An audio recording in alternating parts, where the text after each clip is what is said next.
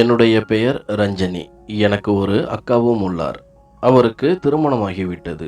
எனக்கும் நிச்சயதார்த்தமாகி சில மாதங்களுக்கு பிறகு திருமணம் என்று முடிவு செய்யப்பட்டது. பெரிய படிப்பாக படித்திருந்த எனக்கும் வேலைக்கு செல்ல வேண்டும் என்ற ஆசையும் இருந்தது. இதை வருங்கால கணவரிடம் தெரிவிக்க அவரும் சந்தோஷத்துடன் சம்மதித்து தனது அலுவலகத்திலேயே வேலைக்கு ஏற்பாடு செய்தார்.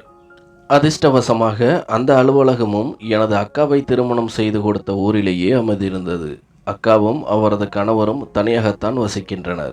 அக்காவிற்கு 8 வயதில் மகனும் உண்டு. அவன் வெளியூரில் தங்கி படித்து வருகிறான். வேலைக்கு போக சம்மதித்த எனது பெற்றோர்களும் அக்காவின் வீட்டில் தங்கும்படி வற்புறுத்தினர். இதை அக்காவிடம் தெரிவிக்க அவரும் சந்தோஷத்துடன் சம்மதித்தார். நானும் 2 நாட்களில் அக்காவின் வீட்டிற்கு வந்துவிட்டேன். வீடு பார்ப்பதற்கு பங்களாவை போல் இருந்தது. இது அக்காவின் கணவருக்கு அவரது அப்பா எழுதி கொடுத்தது. அக்காவின் கணவர் நண்பர்களுடன் சேர்ந்து சொந்தமாக வியாபாரம் செய்து வருகிறார். அக்காவும் ஒரு தனியார் நிறுவனத்தில் பெரிய பதவியில் வேலை செய்து வருகிறார். அக்காவும் மாமாவும் மகிழ்ச்சியுடன் வரவேற்றனர். பின்பு எனது பெற்றோர்களை பற்றி நலமும் விசாரித்தனர். வீட்டில் பணிப்பெண்ணும் இருந்தார். அக்கா நமது வீட்டிலேயே தங்கியுள்ளார் என்று அறிமுகம் செய்து வைத்தார். அவளுக்கு வயது 23 அல்லது 24 இருக்கும். கல்யாணமானதற்கு அடையாளமாக தாலியும் குங்குமமும் அணிந்திருந்தாள். அவளது பெயர் ராகினி. பணிப்பெண்ணுடன் அவரது அம்மாவும் காணப்பட்டார். அவரும் வீட்டு வேலைகளை செய்து வருகிறார். நானும் ராகினியிடம் விசாரிக்க ஆரம்பித்தேன், உங்களது கணவர் என்ன செய்கிறார் என்று. அவளும் எனது கணவர் வெளியூரில் வேலை செய்கிறார், எப்பொழுதாவது வந்துவிட்டு போவார் என்றார். பின்பு அக்காவிடம் தனியாக இருக்கும் பொழுது எதற்காக ராகினியையும் அவரது அம்மாவையும் வீட்டில் தங்க வைத்திருக்கின்றாய் என கேட்டேன். அக்காவும் நாங்கள் இருவருமே வேலைக்கு செல்வதால் வருவதற்கு சில சமயம் முன்பின் ஆகிவிடுகிறது. மறுநாள் வேலைக்கு செல்வதற்கும் தாமதமாகிவிடுகிறது. அது மட்டுமல்லாமல் நமது வீட்டில் அறைகளும் தாராளமாக உள்ளது. அவர்கள் இங்கேயே தங்கியிருப்பதால் நமது வீட்டிற்கும் பாதுகாப்பாக உள்ளது என்றார். நானும் சிறிது நேரம் யோசித்து நிற்க பின்பு அவராகவே அவர்களை பற்றி நினைத்து குழப்பிக் கொள்ளாதே. ராகினியும் அவரது அம்மாவும் நல்லவர்கள்தான். நீ உனக்கான வேலை இருந்தால் பார் என்று என்னை அனுப்பி வைத்தார். நானும் ஒன்றும் கூறாமல் அமைதியாக வந்துவிட்டேன். பின்பு 2 நாட்களில் வேலைக்கும் சேர்ந்து விட்டேன்.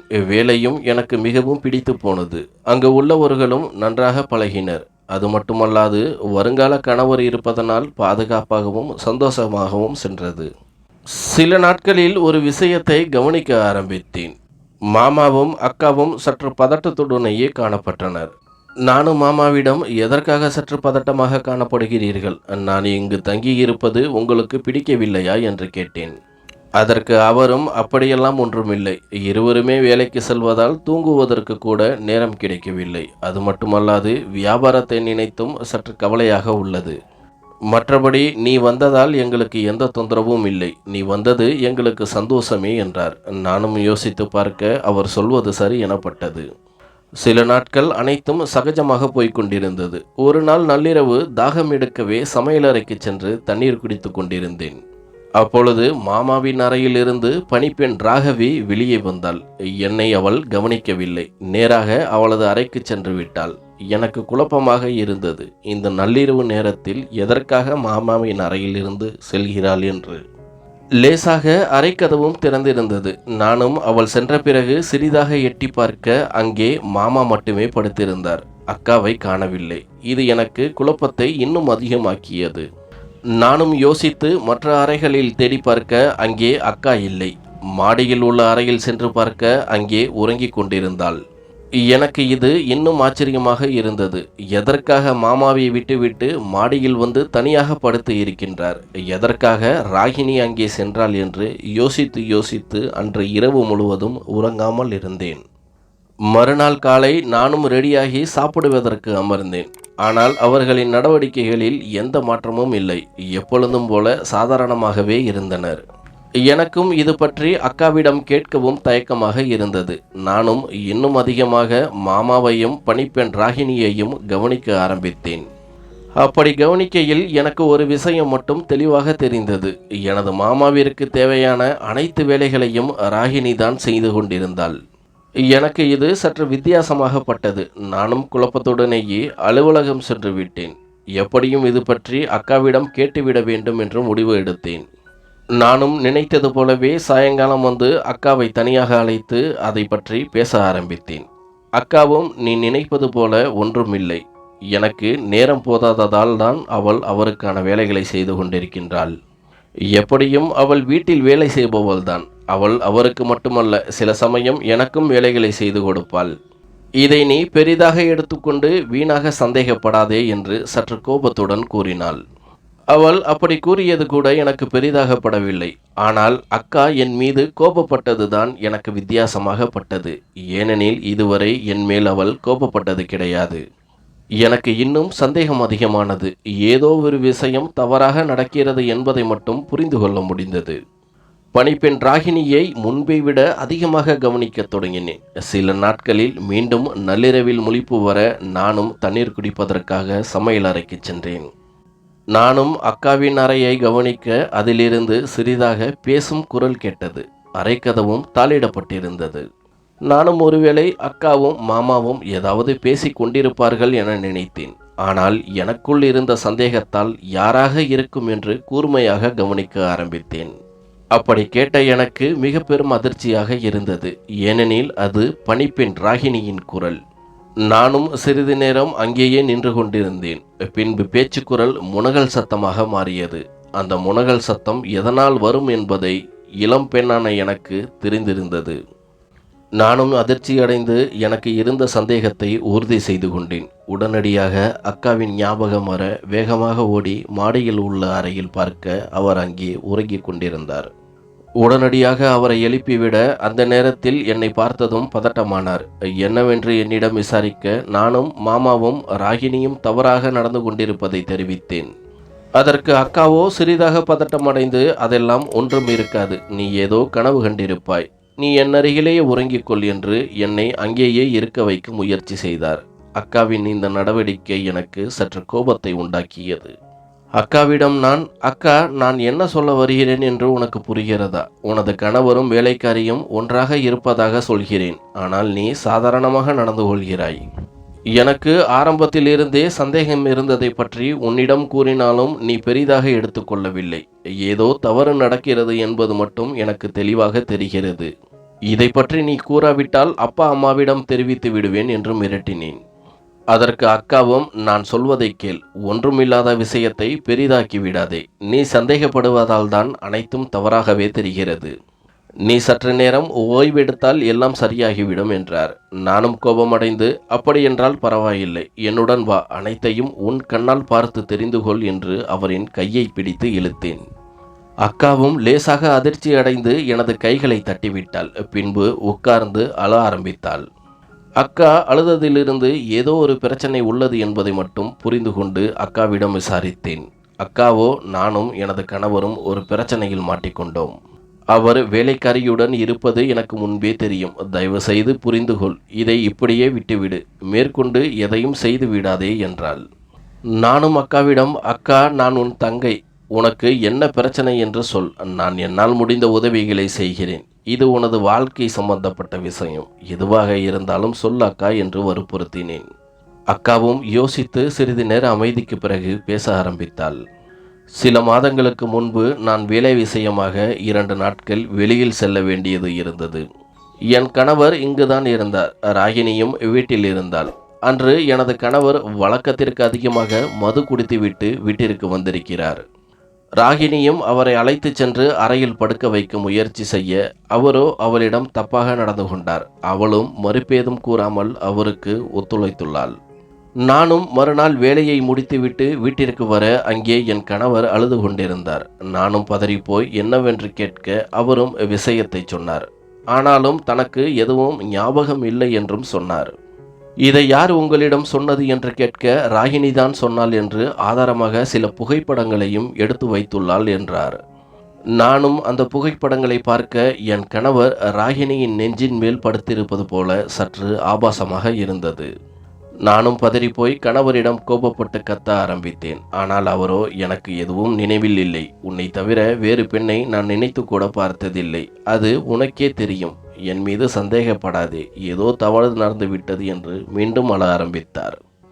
எனக்கும் என் கணவரை பற்றி நன்றாக தெரியும். அவர் அப்படி நடந்து கொள்ளக்கூடிய ஆளும் இல்லை. ராகினி அன்று வேலைக்கு வரவில்லை. நானும் எனது கணவரும் அவளின் வீட்டிற்கு சென்று பார்க்க அவளும் அவளது அம்மாவும் இருந்தனர். எங்களை பார்த்த ராகினியின் அம்மா பேச ஆரம்பித்தார். என் மகளுக்கு அநியாயம் நடந்துவிட்டது. வேலைக்காக அனுப்பிய இடத்தில் என் மகளை சீரழித்து விட்டீர்கள். என் மகளின் வாழ்க்கை என்னவாகும்? இதற்கு நீங்கள் ஒரு முடிவு செல்ல வேண்டும். இல்லையென்றால் நான் போலீஸுக்கு சென்று விடுவேன் என்று மிரட்டினார். அவர் போலீஸ் என்று சொன்னதுமே நான் சற்று பயந்து போனேன். பின்பு அவரிடம், இது தெரியாமல் நடந்த ஒரு விபத்து.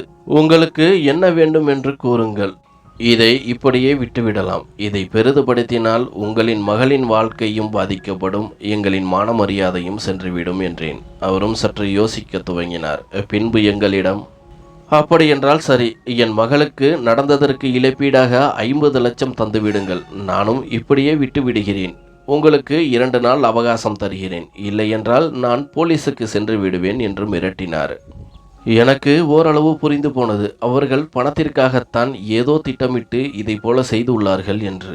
என்னால் அப்பொழுது ஒன்றும் பேச முடியவில்லை. நாங்களும் ஒன்றும் பேசாமல் அமைதியாக வந்துவிட்டோம். எங்களுக்கு அப்பொழுது 50 லட்சம் என்பது மிக பெரும் பணமாக இருந்தது. ஏனெனில் எனது கணவருக்கும் தொழிலில் நஷ்டம் அடைந்து கொண்டிருந்தது. எனது சம்பளத்தில்தான் குடும்பத்தை நடத்தி கொண்டிருந்தேன். அந்த நேரத்தில் பெரிய தொகையை திரட்டுவது முடியாத காரியம். எங்களிடம் சொத்து என்று இருந்தது இந்த வீடு மட்டுமே. அதையும் விற்றுவிட்டால் எங்களின் வாழ்க்கை என்ன ஆகும் என்று யோசித்தேன். அது மட்டுமல்லாது அது எனது மாமனார் மிகவும் கஷ்டப்பட்டு கட்டிய வீடாகும். நானும் வேறு வழியில்லாமல் 2 நாட்கள் கழித்து மீண்டும் ராகினியை காணச் சென்றேன்.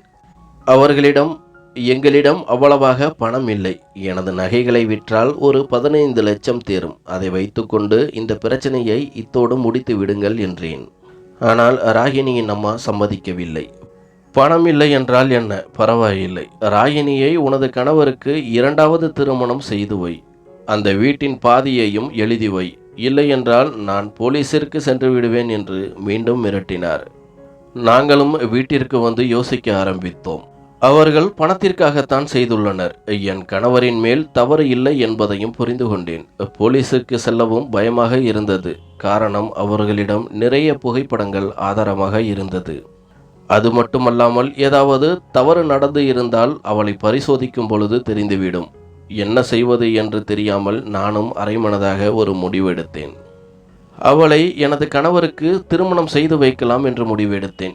ஏனெனில் அவர்கள் போலீஸுக்கு சென்றால் கற்பழிப்பு வழக்கு தான் பதியப்படும். இதனால் எங்களின் மான மரியாதை, இவ்வளவு நாள் சேர்த்து வைத்த நல்ல பெயரும் கெட்டுவிடும். கணவரும் சிறைக்கு சென்று கஷ்டப்படுவார். அது மட்டுமல்லாமல் கணவர் எங்களிடமிருந்த மீதி சொத்துக்களை விற்றுதான் தொழிலில் முதலீடு செய்திருந்தார். அவர் சிறைக்கு சென்று விட்டால் அனைத்தும் நஷ்டமாகிவிடும். ஒருவேளை பணத்தை கொடுத்தால் கூட மீண்டும் அந்த ஆதாரங்களை வைத்து மிரட்டி பணம் பறிக்க வாய்ப்புண்டு. அதுவே திருமணம் செய்து கொண்டால் பெரிய கெட்ட பெயர் ஒன்றும் வந்துவிடாது. வேலைக்காரியை திருமணம் செய்து கொண்டார் என்ற கெட்ட பெயர் மட்டுமே உண்டாகும். அதற்கு இது எவ்வளவோ மேல் என்று முடிவு செய்தேன்.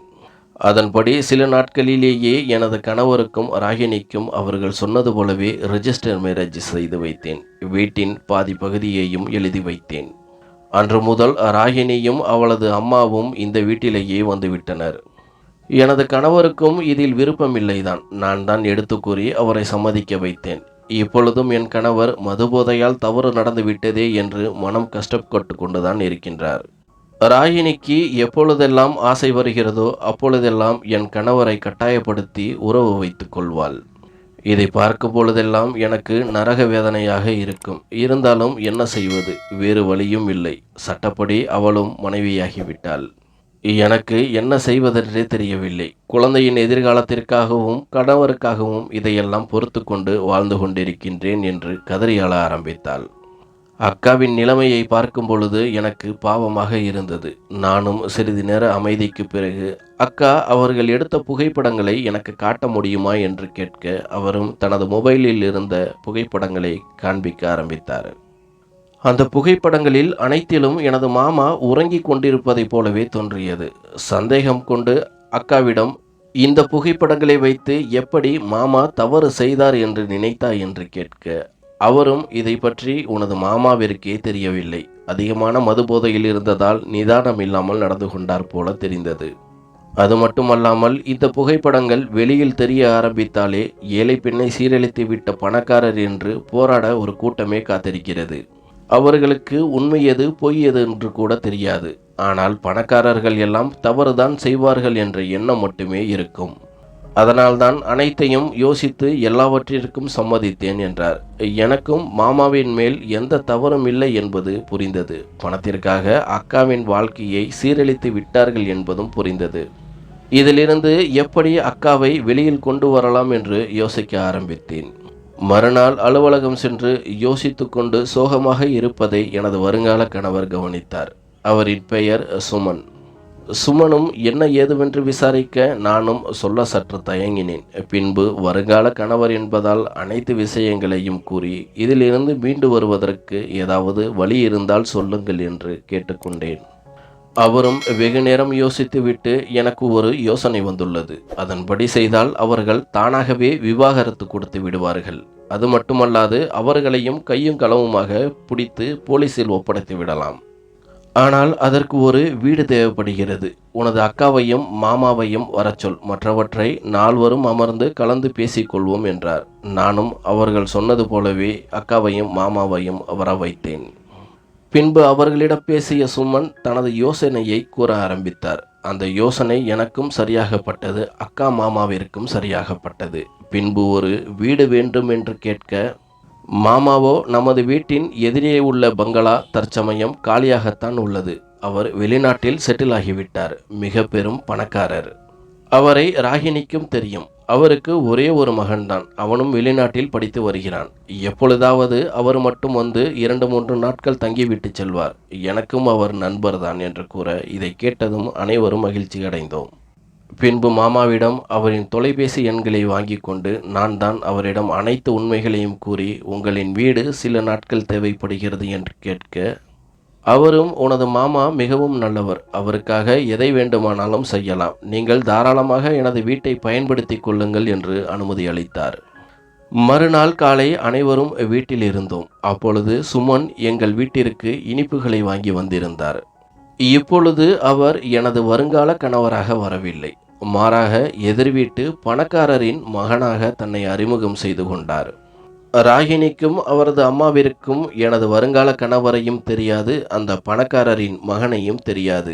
இது எங்களுக்கு சாதகமாக அமைந்து போனது. மாமாவும் தெரியாதது போல் அவரது அப்பாவை பற்றி விசாரிக்க, சுமனும் தனது தந்தை கடந்த மாதம் இறந்து விட்டதாகவும் அவருக்கு சேர வேண்டிய பல கோடி ரூபாய் சொத்துக்கள் தன் பெயரிற்கு வந்ததாகவும், இங்கிருக்கும் வியாபாரங்களை நான் தான் கவனித்துக் கொள்ளப் போகிறேன் என்றும், உங்களை பற்றியும் அப்பா அடிக்கடி சொல்லிக் கொண்டிருப்பார் என்றும் கூறினார். மாமாவும் வருத்தமான முகத்துடன் அப்படியா என்பது போல கவலையாக கேட்டுக்கொண்டிருந்தார். பின்பு சுமனும் சிறிது நேரம் பேசியிருந்து விட்டு, அங்கிள், உங்களுக்கு தெரிந்த யாராவது வேலைக்கார பெண் இருந்தால் சொல்லுங்கள், வீட்டையும் எனக்கு சமைத்து மட்டும் கொடுத்தால் போதும், நல்ல சம்பளமாக கொடுத்து விடுகிறேன் என்றார். மாமாவும் சரி பார்க்கலாம் என்று கூறினார். இதை அனைத்தையும் கேட்டுக்கொண்டிருந்த ராகினியின் அம்மா, எனது மகனும் நன்றாக சமைப்பாள், வீட்டையும் நன்றாக பார்த்து கொள்வாள், உங்களுக்கு சம்மதம் என்றால் அவளை வேலைக்கு வைத்துக் கொள்ளுங்கள் என்றார். சுமனும் அப்படியென்றால் சரி, நாளை முதல் வேலைக்கு வரச் சொல்லுங்கள் என்று கூறிவிட்டு சென்றார். பின்பு பங்களாவிற்கு சென்று சில இடங்களில் ரகசிய கேமராவையும் பொருத்தி வைத்தார். எங்களுக்கும் பணத்தாசை பிடித்ததால் நாங்கள் விரித்த வலையில் தானாக வந்து மாட்டிக்கொள்கிறார்கள் என்று சந்தோஷம் அடைந்தோம். ராகினியும் எங்களை விட பணக்காரர் கிடைத்து விட்டதால் அங்கு வேலைக்கு செல்ல ஆரம்பித்தாள். சுமனும் ராகினியுடன் நன்றாக பழக ஆரம்பித்தார். அவளுக்கு தேவையானதை வாங்கி கொடுத்தார். பெரும் பணக்காரர் என்பது போலவும் காட்டிக்கொண்டார். அவரின் நடிப்பை அனைத்தையும் நம்ப தொடங்கினாள் ராகினி. ராகினியும் சுமனிடம் நெருங்கி பழக ஆரம்பித்தாள். சுமனை திருமணம் செய்து கொண்டு தானும் பணக்காரியாக வேண்டும் என்று நினைத்தாள். ஒரு நாள் இதை சுமனிடம் தெரிவிக்க, சுமனும் அவளை ஏற்றுக்கொண்டது போல நடித்தார். சில நாட்களிலேயே ராகினியை வெளியில் அழைத்துச் செல்ல ஆரம்பித்தார் சுமன். பணக்காரர்கள் மட்டுமே உபயோகப்படுத்தும் ஹோட்டல்கள், மால்கள் என்று அனைத்திற்கும் அழைத்துச் சென்று தாராளமாக செலவு செய்தார். அந்த வாழ்க்கை ராகினிக்கு மிகவும் பிடித்து போனது. தானும் ஒரு பணக்காரி என்பது போல உணர ஆரம்பித்தாள். பணக்காரர்களைப் போல மது அருந்தவும் கற்றுக்கொண்டாள். இது எங்களுக்கு இன்னும் வசதியாகி போனது. ஒரு நாள் இரவு வெளியில் சென்று திரும்பிய சுமனும் ராகினியும் ஒன்றாக அமர்ந்து மது அருந்த ஆரம்பித்தனர். ராகினிக்கு ஊற்றி கொடுத்த சுமன் மது அருந்துவதைப் போல நடித்து கொண்டிருந்தார். ராகினியும் சந்தோஷமாக குடித்துவிட்டு சிறிது நேரத்திலேயே போதைக்கு வர ஆரம்பித்தாள். ராகினியிடம் சுமன், உனக்கு ஒன்று தெரியுமா என்று கேட்டார். ராகினி என்னவென்று கேட்க, சுமன், எனது அப்பா மிக பெரும் கோடீஸ்வரர் என்பது உனக்கு தெரியும்.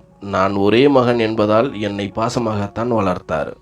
ஆனால் அவருக்கு கடைசி காலத்தில் என்ன செய்ய போகின்றோம் என்ற பயம் வந்துவிட்டது. அதனால் வேறொரு பெண்ணை திருமணம் செய்து கொள்ள முடிவெடுத்தார். நானும் அவரிடம் சொல்லி பார்த்தேன். ஆனால் அவர் கேட்பதாக இல்லை. வேறொரு பெண்ணை திருமணம் செய்து கொண்டால் எனது சொத்தின் பாதி அவளுக்கு சென்றுவிடும். அதனால் யோசித்து ஒரு நாள் எனது அப்பா மதுபோதையில் இருக்கும் பொழுது மாடிப்படிகளில் இருந்து தள்ளிவிட்டு அவரை கொன்றுவிட்டேன். இப்பொழுது சட்டப்படி அனைத்து சொத்துக்களும் என் பெயரில் மாறிவிட்டது. இந்த விஷயம் வேறு யாருக்கும் தெரியாது. நான் உன்னை அதிகமாக காதலிக்கிறேன். நீ என் மனைவியாக போகின்றவள் என்பதால் உன்னிடம் சொல்கிறேன் என்றார். பிறகு ராகினியிடம், உனக்கும் எதிர் வீட்டில் இருக்கும் அவருக்கும் என்ன தொடர்பு உள்ளது? ஏனெனில் பக்கத்து வீடுகளில் உள்ளவர்கள் உனக்கும் அவரோடு திருமணமாகிவிட்டது என்று பேசிக் கொள்கிறார்களே என்று கேட்டார்.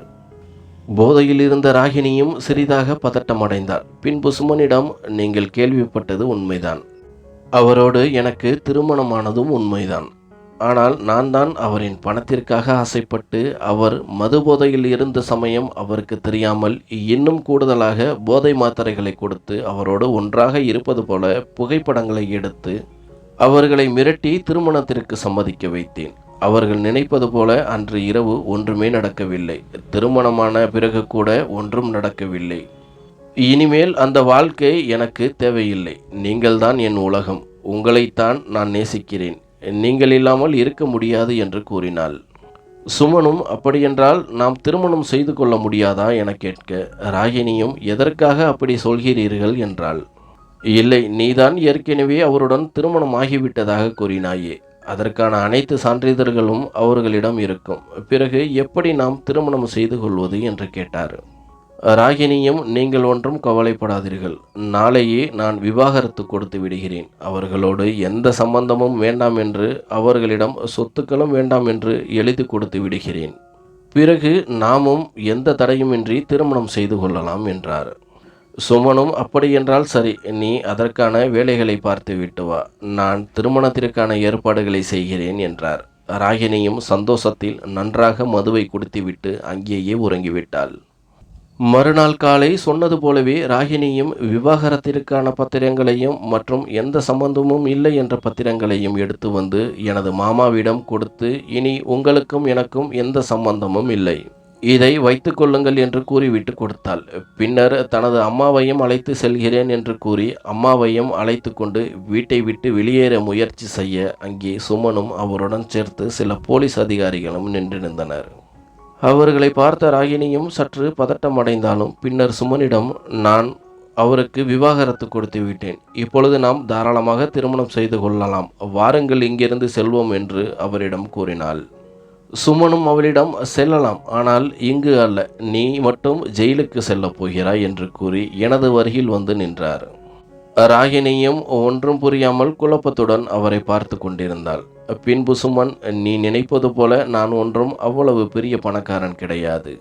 சொல்லப்போனால் அந்த வீடே என்னுடையது கிடையாது.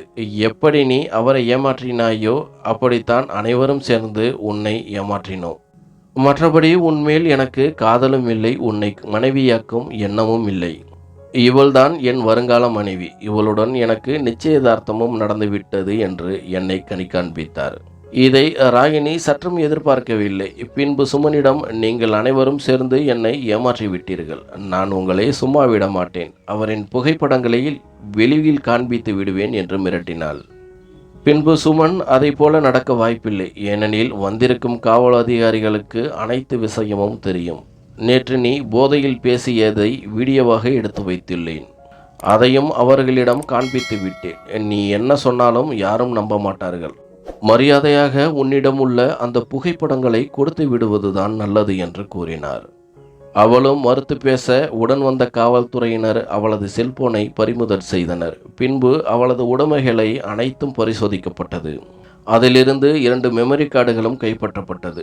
நாங்களும் ராகினி மேல் புகார் அளிக்க அவளையும் ஸ்டேஷனுக்கு அழைத்து சென்று பின்பு நீதிமன்றத்தில் ஆஜர்படுத்தினர். எங்களின் தரப்பிலிருந்து அனைத்து உண்மைகளையும் எடுத்து வைக்க இந்த திருமணம் செல்லாது என்று தீர்ப்பளித்து பின்பு ராகினிக்கும் அவரது அம்மாவிற்கும் 2 வருட சிறை தண்டனையும் விதித்தனர். ஒரு பெரும் பிரச்சனை தங்களை விட்டு நீங்கியதை நினைத்து அக்காவும் மாமாவும் சந்தோஷமடைந்து தங்களது வாழ்க்கையை தொடங்கினர். நானும் சில மாதங்களிலேயே திருமணம் செய்து கொண்டு சந்தோஷமாக வாழ்க்கையை தொடங்கினேன் சுமனோடு.